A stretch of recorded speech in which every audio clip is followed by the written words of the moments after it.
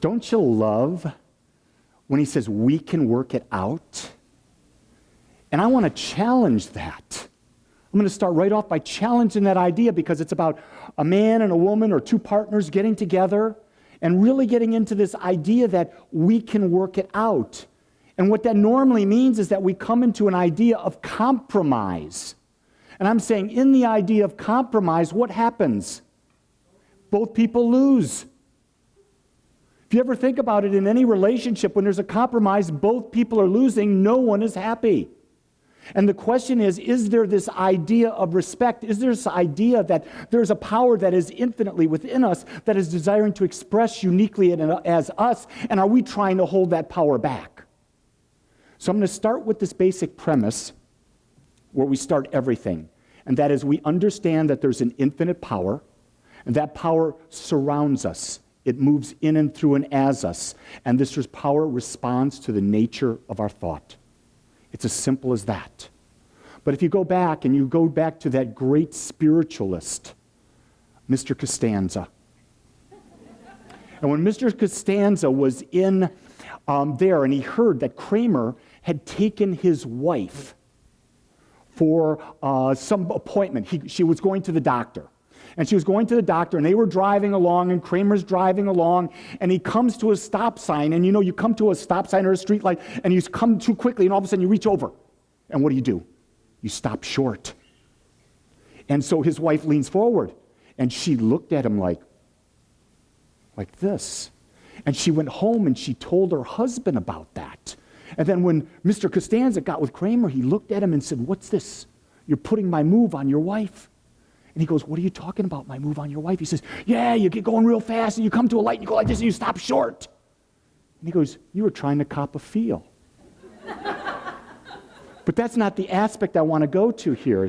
What I want to go to is this idea of stopping short. And it goes like this. The only reason why so few people succeed is simply because they do not believe. We talk about this power and this presence that responds to the nature of our thought all the time. Well, we understand that power and presence is always working. It's always working perfectly. It is always mirroring back to us exactly what we're thinking. Always mirroring back to us. Why is it that some people can demonstrate and so many don't? And I'm really going to use averages here. So know that I'm going to speaking averages out there. I'm going to basically say that with the people that I've been involved with and the teaching that I've done, and I've taught hundreds of people, I'm going to venture to say that maybe 20% are actually doing the work.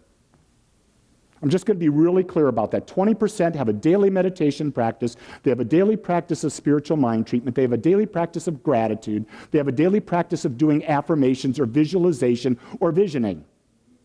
And it is those people doing the practice that are what? They're creating a mental atmosphere. And so we go to the next idea. When you know something, all thoughts, words, actions, and emotions are congruent with your desire. You see, when you desire something, or we desire something, we have to establish a congruency. That every word out of our mouth, every thought that we think to the best of our ability, every action that we take that is aligned with it, and most importantly, the emotions are behind it, because the emotions are what? They're the fuel. You can have thoughts coming out. You can be doing affirmations left and right. You can be doing prayer work. But if there's no emotion behind it, it's got nothing. But just think about what happens when you bang your toe. Let's say you run and you hit that chair and you bang your toe with it. There's a lot of emotion because there's probably going to be God, and something else will come out or some other word will come out. That emotion gives juice to what you feel. So for example, I'll be talking with someone who's been going through a divorce. And they'll start talking and they'll say, yes, I've done the forgiveness work, and I'm moving this direction. I've got all my affirmations in place. And I go, so do you wish your husband a lot of success? That SOB, I will never wish him anything. In that moment, that emotion of the SOB that came out there, that's the prayer. That's the prayer. Because what did the law hear? The law that responds to us with neutrality is responding based on one thing. What are we thinking that's got a big emotional charge behind it? And it says yes. Every time it says yes. So what are we trying to do? This is it. Our goal is to create a congruent frequency. So when you line up thoughts, words, actions, and emotions, you're creating an energetic frequency. And that fits right in alignment with what science says. Science will take sand and it'll put it on a vibrational device. And it turns it to a frequency. And when it puts it on that frequency, a certain pattern happens. It shifts the frequency, the sand moves into a new pattern. Shifts the frequency again. And what science has found out is that everything is at a frequency and everything is responding to a frequency. So when you start to think about, let's say you're at a party and you walk up and you see someone, you start talking with them and it feels really easy. That's a frequency that was congruent with where you're at. You walk up to someone else and you feel edgy. That's a frequency. The question is not asking, what is their frequency? The question is asking, what is my frequency? Is my frequency a frequency of judgment? Is my frequency a frequency of seeing the truth, of knowing that that individual is a unique and whole and perfect expression of the infinite? And that they are living congruently according to their values, or maybe they're not congruent because they don't know their values, but we do know that the underlying essence, the nature of everyone, is this divine beingness that we call spirit, infinite mind. We can call it the individualized expression of God. Whatever you want to use the term, I'm understanding more and more and more that there is not a religion. There's simply a way of being and connecting with all that is. And I think when we use the word religion, we cause separation. Because religion indicates by society's standards a dogmatic that is different than this dogmatic, that is different than this dogmatic. No, each of us is a unique and whole and perfect expression that has an infinite power and presence that surrounds us, and that power and presence responds to the nature of our thought, and that when we're congruent with our thoughts, words, actions, and emotions, we create a mental atmosphere, or we create a congruent frequency, and from that frequency, all comes forth, and we have the life that we desire. And then what happens? Once we have the life that we desire, change. Because once you have the life you desire, there's going to be a new desire. So the idea is you just don't give up. You just don't say, I've got it, I am there, I'm in nirvana, I've reached enlightenment.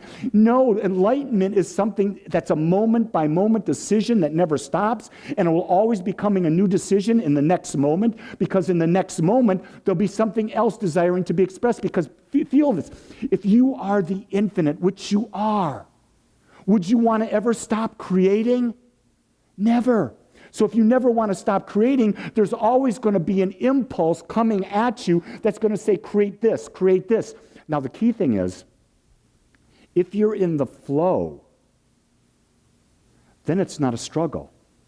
But if you're not in the flow and you're bucking the idea of change, then the struggle happens. You're resisting. And you know what happens when we resist? We attract more of what we resist. That is one of the key things that I've learned on this journey. The more you resist something, I don't want that to happen to me. Guess what happens to you? Exactly that. So when Ernest Holmes was writing The Science of Mind, he said so clearly, he said, when you are faced with a condition that you do not want, turn completely away from the condition and start to affirm, changing your thoughts, your words, your actions, and your feelings. And if you go to the idea of prayer or spiritual mind treatment as we define it, you will understand that what we're doing in spiritual mind treatment is we're identifying that there's an infinite power and presence that radiates in and through and as all things, that it is infinite, all-knowing, everywhere present, has always been. And there is nothing to counter it because there is nothing other than it. And in that nothing other than it, I can claim right here and now and know that I am one with it as each person is one with it. And as if I know I am one with it, I have created a sacred union that has always been there, but I have finally bonded with that union. And from that union, with all my thoughts, words, and actions, I speak into the world that which I desire, filling it with emotion. And as I fill it with emotion, that which I desire makes its way known to me, and then I give thanks for it. I release it into that, and I have the demonstration within my mind, which is all that matters. As it is in my mind, I've created a mental atmosphere. The physical experience comes to me, and I rejoice in that, and then contrast happens again. That's the creative process. And that creative process is forever and ever and ever unfolding. And as we understand that unfoldment, we become content. We become at peace with the idea that we live in an ever-changing life that is whole and perfect and unique to us. And in that moment, we never, ever, ever try to please another human being. Ever. The more I watch society, the more I step back and I see what's happening in society today, everyone is trying to get us to behave in a particular way. I watch the politics out there, whether it's a Democrat or the Republican. Everyone wants us to think in a certain way. Then you watch what business is doing. All the businesses want you to think in a certain way. They're trying to mold that consciousness all around you. You think about what's happening in religions today. They're trying to get you to respond in a specific way that's like that. They're taking away that which a 2-year-old understands should never be taken away, the freedom to express. That's why the 2-year-old's always saying no, because the 2-year-old has a way that it's desiring to express that's different than the parent. Now, the parent has the right to guide the 2-year-old, but the 2-year-old's saying, there's too many darn rules here. And I want to tell you, I don't know how old you all are, but I'm 64. And I'm going to tell you, I don't believe in rules. If you give me a rule, I'm going to bust it. I'm going to tell you right up front, if my wife, bless her heart, well, I didn't mean that Southern style, but bless her heart's been married to me for almost 43 years. In a couple months, 43 years we'll been together. I'm going to share this with you. If she put a rule down in front of me, we'd have been divorced a lot of years ago, because my number one desire in the world is my free expression. And I want you to know something, whether you know it or not, it's yours as well. Because it's a divine nature that's in you. And the divine nature in you desires freedom. It doesn't desire it. It knows it is its birthright. And when you know that, your birthright is to be unique. And if your birthright is you have the power and the presence within you to create, the question I ask is, why would you ever stop short? The question I would then ask, if you knew that there were tools out there that would allow you to have anything that you desire when you desire it, if you follow those tools, why would you not use those tools? Why would you argue against something? If your life right today is not working, and someone says, I've got something that if you apply this and it will work, and you get to be the judge of it if you apply it, why would you not do that? I think it's because we've been brainwashed to believe that we don't have the power. From the very time we were born, we were taught dependency. Dependency on the parents, dependency on the priest, the minister, dependency on the teacher, dependency on the government, dependency on the work environment, dependency on our spouse, dependency on everything around us. And we have been blinded by all of this barrage of information of how everyone wants us to be, and we have given up that which is the single most important thing in our lives, and that is our personal freedom to be our unique self. And with that freedom to allow the others in our lives to be free as well. You see, you cannot have freedom for yourself and deny it for someone else. You see, that goes back to when Jesus said, love God above all things and love thy neighbor as thyself. Jesus was saying, you got to love the infinite, know that you're one with the infinite, love yourself, and to love yourself, you must love the other as much. Which means we take away the single J word. And it's not jewelry, girls. The J word is judgment. Judgment is the single one thing that causes separation. And separation causes a lack of love. A lack of love leaves us separate, leaves us lonely, leaves us angered, leaves us frustrated, leaves us diseased. You see, all healing happens in the connection with the one.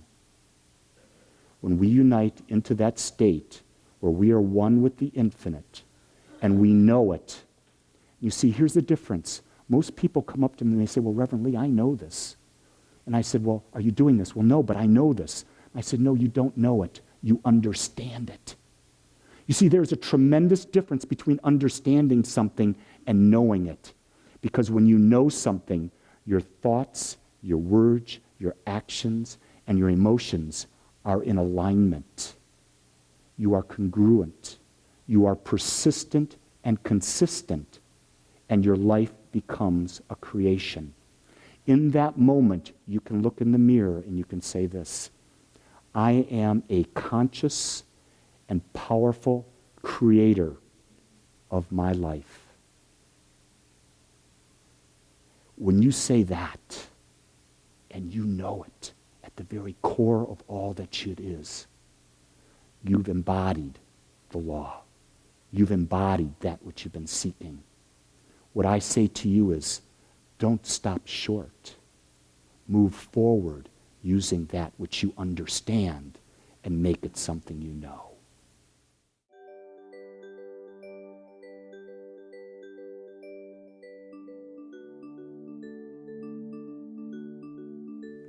I want to thank you for joining us today. I am so grateful that you took your time to watch or listen to this message. If you found this message beneficial, I would ask you to go to our website. Once there, click on the Contribute button and experience the joy of conscious and purposeful giving. It is through your gifts that we are able to bring this message to the world.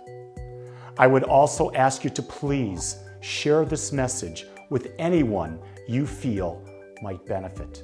Again, I want to thank you for joining me and the Agape community as together we bring joy to life.